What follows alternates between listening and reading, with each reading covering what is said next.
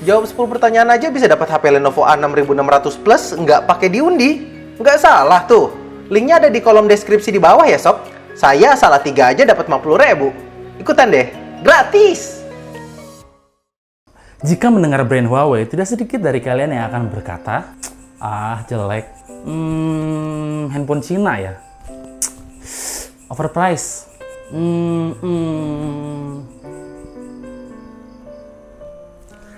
mending Xiaomi. Di luar dari banyaknya pendapat tersebut, menurut saya Huawei selalu berhasil membuat HP bagus. Mulai dari seri Honor sampai seri Nexus 6P yang kebetulan adalah daily driver saya. Tapi kita nggak akan bahas ini, melainkan seri terbaru yang beberapa waktu lalu resmi diperkenalkan di Bali.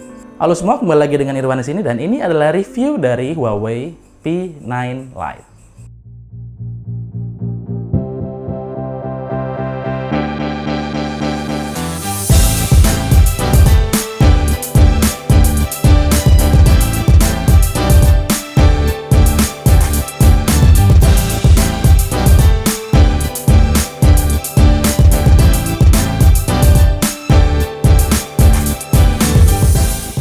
Versi murah dari Huawei P9 ini sekali pegang, saya nggak ragu untuk bilang kalau HP ini cantik. Ukurannya pas dan tipis serta berbahan ala metal dove ngasih sensasi yang beda saat digenggam. Sebagai informasi, HP ini metalnya cuma bagian frame aja, bagian belakangnya terbuat dari polikarbonat. Karena bodinya yang nggak terlalu gede, peletakan tombol ini kerasa pas banget, karena sangat terjangkau sama jempol. Ketipisan HP ini mirip seperti versi premiumnya, yaitu cuma 7,5 mm. Unit yang saya review kali ini berwarna hitam yang kebetulan menurut saya warna hitam lebih seksi dibanding warna emas. Menurut saya loh. Layar HP ini berukuran 5,2 inch berteknologi IPS beresolusi Full HD dengan kerapatan layar hingga 424 ppi. Selain jernih, sudut pandang di layar HP ini juga bagus. Ukuran bezelnya nggak bisa dibilang tipis tapi nggak terlalu tebal juga. Masih nggak jelas juga jenis kaca apa yang dipakai di HP ini, apakah Corning Gorilla Glass atau Dragon Trail. Berbeda dengan brand lain, Huawei selalu punya tradisi yaitu menggunakan prosesor buatan mereka sendiri, yaitu Kirin. Kayak merek kompor gas ya. Dipersenjatai dengan High Silicon Kirin 650 octa-core, RAM 3GB, GPU Mali T830MP2, 16GB internal storage, dan sebuah slot microSD yang bisa baca sampai 256GB. Tes AnTuTu Benchmark juga nunjukin angka yang cukup bagus yaitu sekitar 60 ribuan. Dengan RAM 3GB, sisa RAM saat idle cukup lega. Manajemen RAM-nya juga sangat baik. Performa buat main game juga lancar sob. Beberapa game HD kerasa nyaman waktu dimainin. Walau dipakai main game agak lama, panasnya terbilang normal. Nggak sepanas hati kamu yang lihat mantan jalan sama pacar barunya. Sayangnya, HP ini nggak bisa kita pakai buat VR sob. Karena sensor gyroscope-nya absen. Hampir di semua HP buatan Huawei, letak sensor fingerprint-nya selalu di belakang. Termasuk HP ini.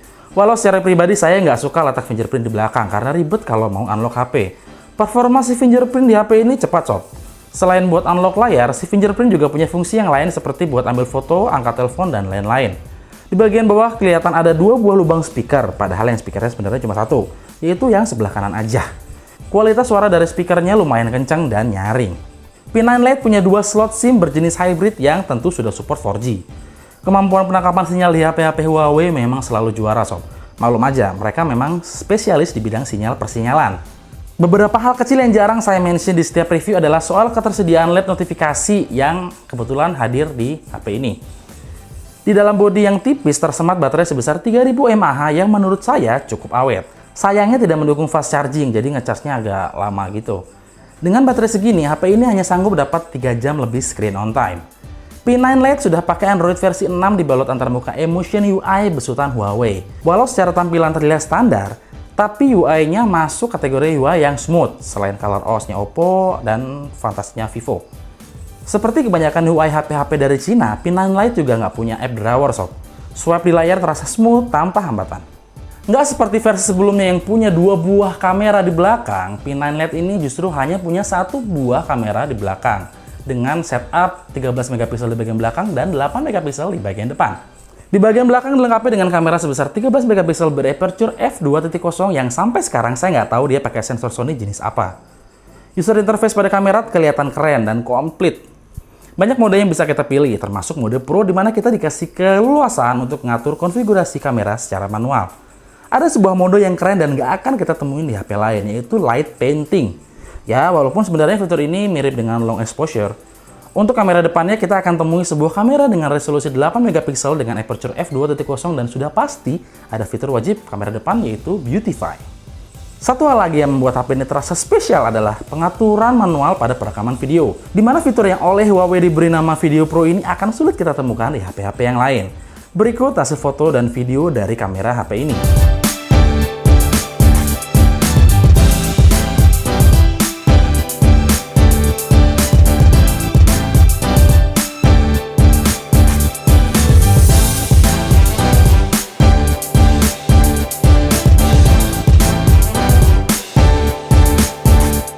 Oke, kita masuk ke kesimpulan.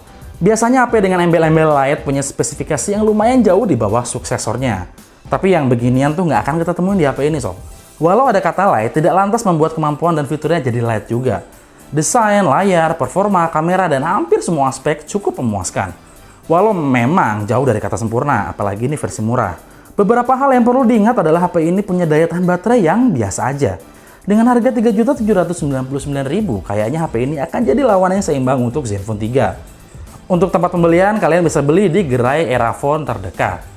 Sekian review singkat ini, dan jangan lupa untuk mampir ke official store kita ya sob. Linknya ada di kolom deskripsi di bawah. Saya pamit dan sampai ketemu di video selanjutnya. Adios!